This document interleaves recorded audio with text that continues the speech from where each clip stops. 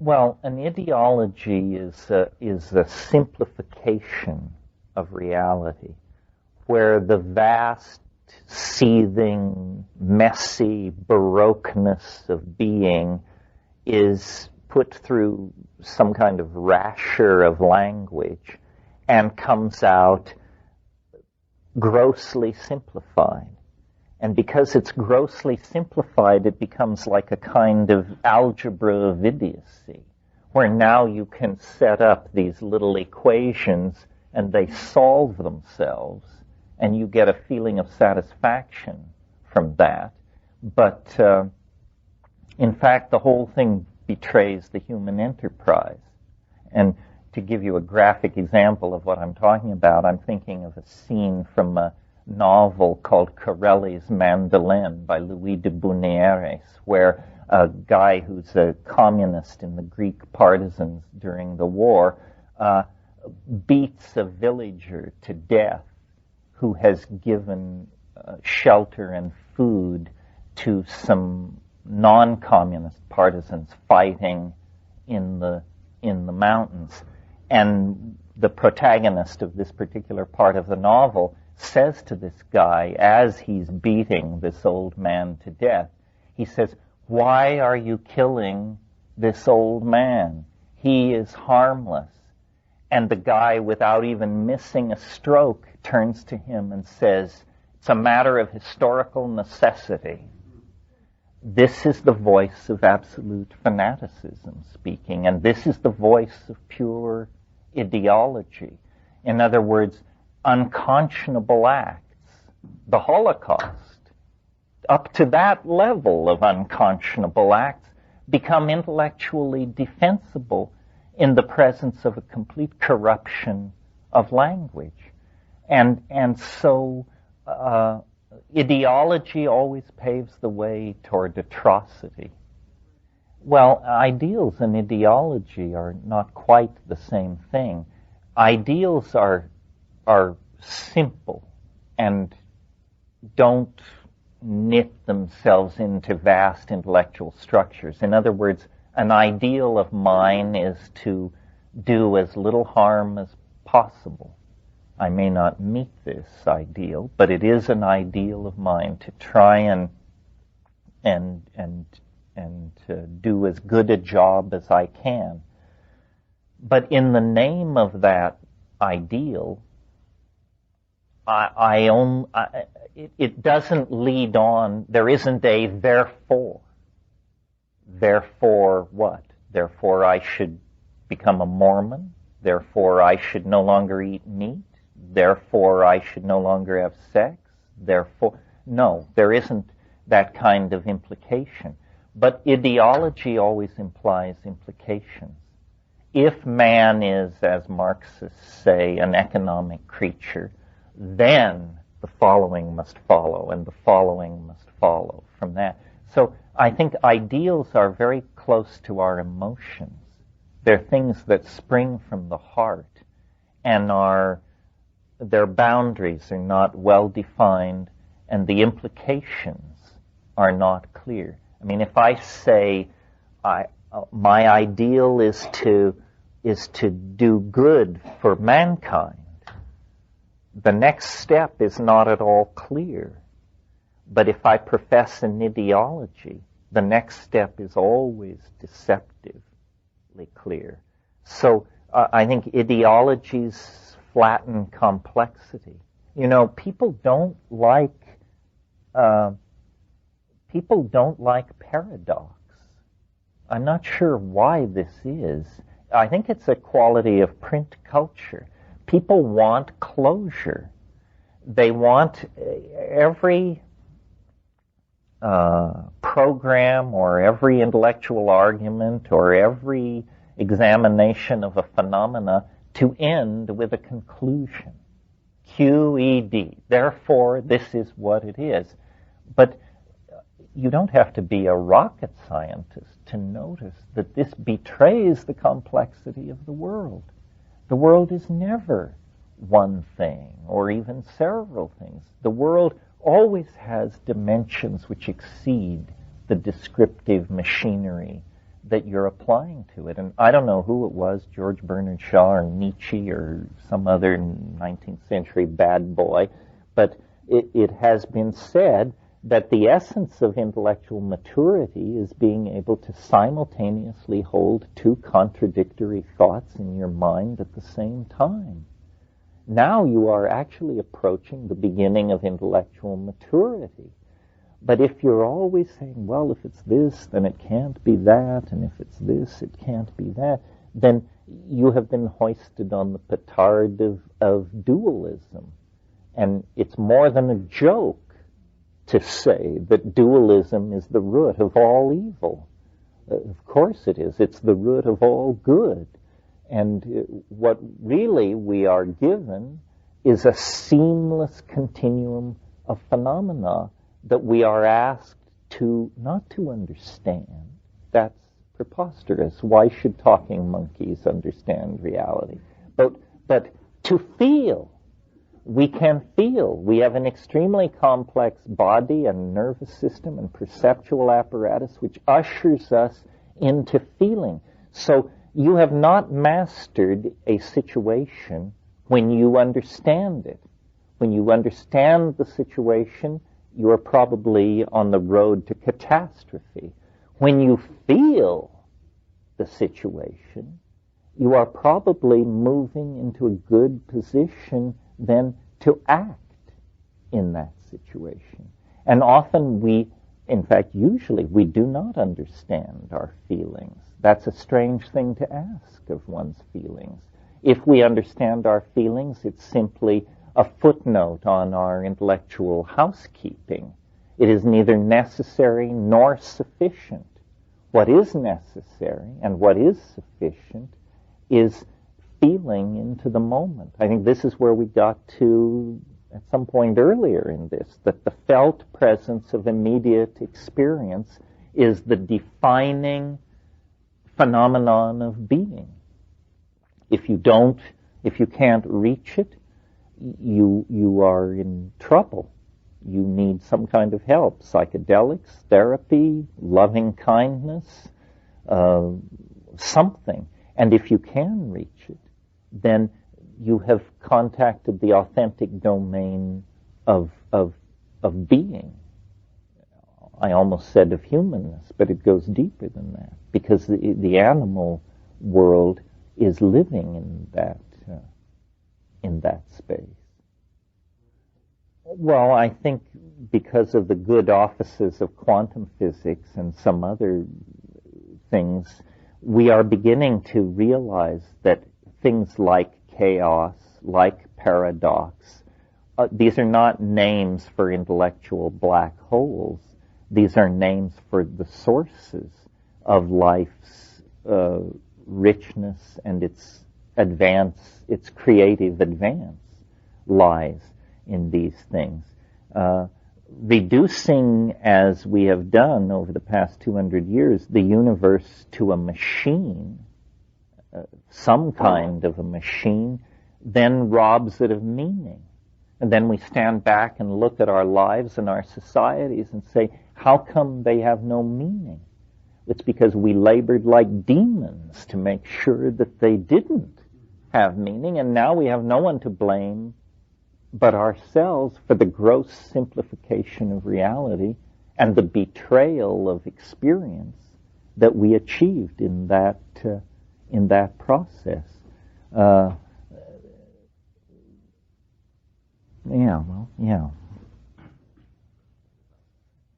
You know, years ago in Canada, there was a political party called the Social Credit Party, and they had a very complex scheme that nobody could understand. And they ran on the platform under the motto, you don't have to understand social credit in order to vote for it. So this is sort of what you're talking about. Harold Sassen's great thing was Harold Sassen's precedent. Why not? Why not? Yes. Feelings are primary. The primary datum of experience is feeling.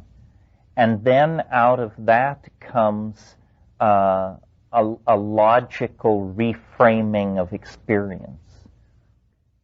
And then still lower on the rung, and I maintain low enough on the rung that one shouldn't go that low, is an ideological recasting of experience. And it's a delicate thing. I'm not offering a simple answer here. It requires constant fine-tuning and intelligence. And to look at, and every day I think we have to, it's almost like we need, what is it that the Marxists used to do? Criticism, self-criticism. We need to be alert to ideology. It's constantly seducing us. Yeah, dialectic. But the idea of criticism, self-criticism, that you and your colleagues or comrades constantly search your behavior for betrayal of the ideology. I think we need to constantly search ourselves, not for the betrayal of ideology, but for the embracing of it. And say, oh dear, I'm starting to believe something. Slap, slap. Ah, that feels better. Because these ideologies are incredibly draining and distracting. They get in the way between us and true feeling. On the other hand, if you don't apply logical razors to experience, then feeling is open to all kinds of interpretations that become somehow themselves springboards to ideology. I think it's really important to try to keep things as simple as possible, because they will still be hellaciously complex if you are true to experience. The simplest explanation of what is going on here is still maddeningly Baroque.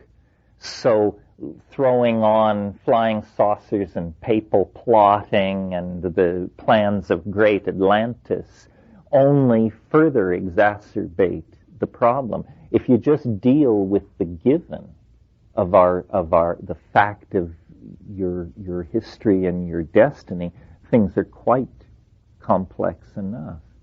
And of course, again, what the psychedelics do is provide a reference point in organism. It's like a reset button. It says beyond ideology, beyond cultural programming, beyond language, beyond hope, beyond fear, beyond expectation, there is the raw datum of experience. Here, have a dose. Didn't work? Have a bigger dose. And if we keep returning to the raw datum of experience, then these other things, they will recrystallize around us, but not with the imprisoning intensity that they have for straight people. We know that behind all this constipated social stability lies the chaos of the psychedelic experience. It's important to keep it in mind in very unpsychedelic situations. But people who have never broken through the cultural dream take it to be reality and commit crimes based on delusions about what is and isn't reality. Well, not to speak of whales and dolphins specifically, but nature as a dynamic field of activity beyond the reach of politicians, image makers, and so forth and so on. Nature is the constant psychedelic companion of the human experience. I think, we know this. That's why we crowd into cities and build walls and keep nature at bay.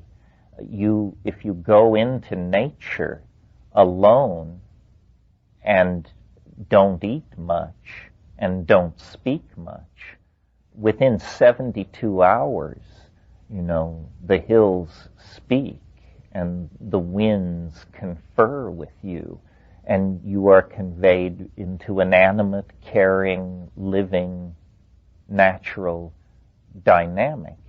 But it's threatening to the ego. This is the first time in 2 hours I've used this word. But the ego is a maladaptive, tumor-like growth in the personality that has been inculcated into you by the toxicity of culture. It is literally the response to toxic culture is the growth of ego. The more toxic the culture, the more the ego is revered as a natural value within that culture. So responding to dolphins and whales and anthills and termite swarms and these kinds of things is an opening to the natural dynamic that's all around us. Many people never observe nature except when psychedelics force it upon them. But this is a very, I think if you feel afraid of psychedelics, but you want the juice that you may sense there, take up wilderness camping and do it assiduously. And though it's a slower process and you may not have specifically colored hallucinations, the conclusions that you will emerge with are essentially the same as the psychedelic voyager emerges from. And nature is deep, ordered, dynamical, and caring for the project of being. And so should we be. And the order that we seek is the natural order of our bodies and our minds in interface with the world, not the unnatural order of ideology, commodification, propaganda, and a misuse of communication. No, I think it's very difficult because the process of education, without anybody quite knowing where the crime was committed, has turned from a handing on of cultural values to a handing on of this neurotic behavior around commodification. And people are clueless, and they're being used and abused. Seemingly intelligent people behave in incredibly stupid ways. The phenomenon of the respectability of aimless shopping. Shopping is unconscionable. It's stupid. It's tasteless. It's murderous toward the earth. And yet, people who teach at Esalen will suddenly drop their guru persona and whip out the charge plate and head for Robinson's. What kind of thinking is going on here? They are clearly not alienated enough. Alienation may be for them just a stance, but where they're really comfortable is down at Barney's, racking up the charge card. Somehow the message has to be put across that there are no exceptions to the obligation to decommodify experience. And anybody who feels alienated from this orgy of consumerism is going to have to look elsewhere for their values. I feel blessed because I guess I'm just so alienated that it doesn't touch me. But recently, for some reason, I had to lay out my income for an attorney and say how much I spent every month on things like entertainment and so forth and so on. So he called me on the phone. He said, you declared $15 a month for entertainment. He said, based on your income, do you know how much would be a standard deduction for entertainment? And I said, how much? He said, $700 a month. I said, that's inconceivable to me. What kind of idiot would I be? And I said, and I put down the $15 because I knew you wanted something. But in fact, I don't think I spend $15 a month on entertainment. What is entertainment anyway? I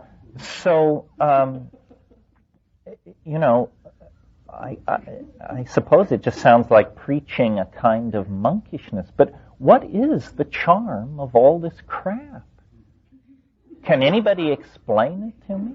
I heard a story about the Dalai Lama. Let this ricochet around in your mind. The Dalai Lama came to Los Angeles, and so the committee that was there to receive him and make his visit comfortable wanted to do something with him in L.A. that would be uniquely L.A., but that would be amusing for Dolly. So they decided to take him to Rodeo Drive.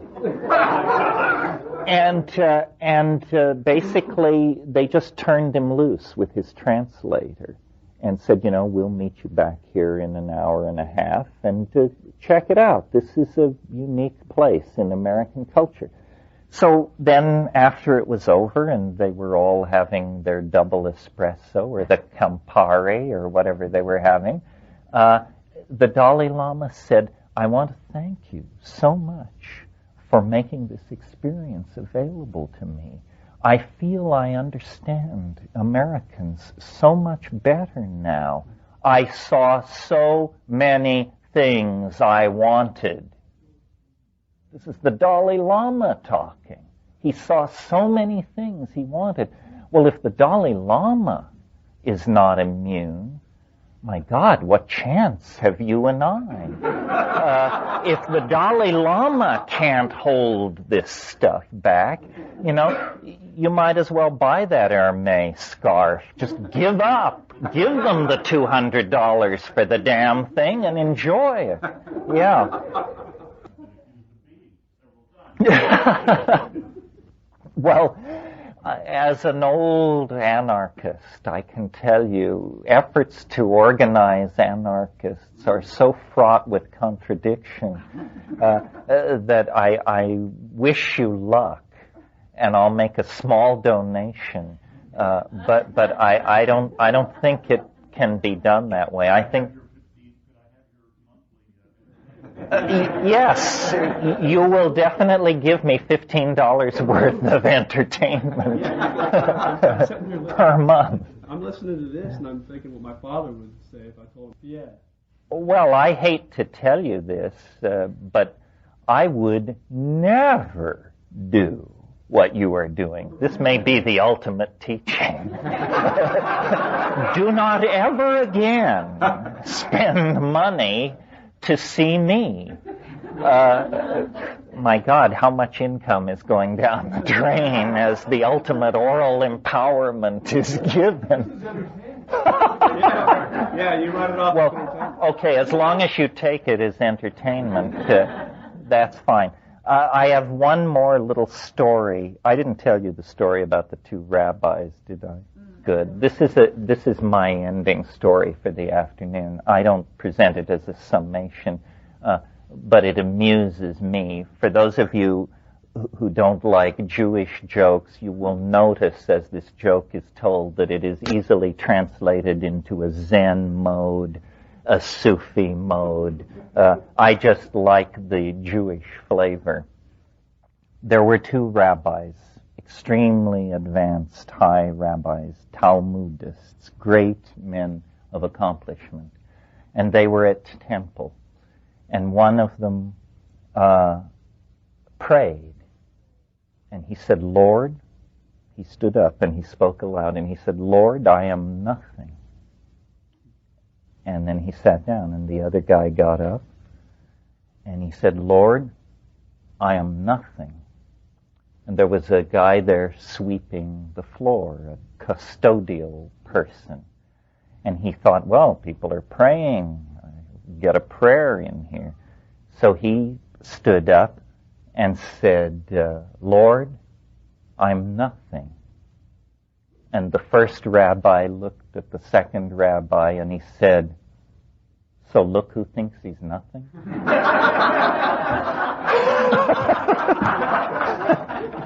That's it. That's a story about the imagination.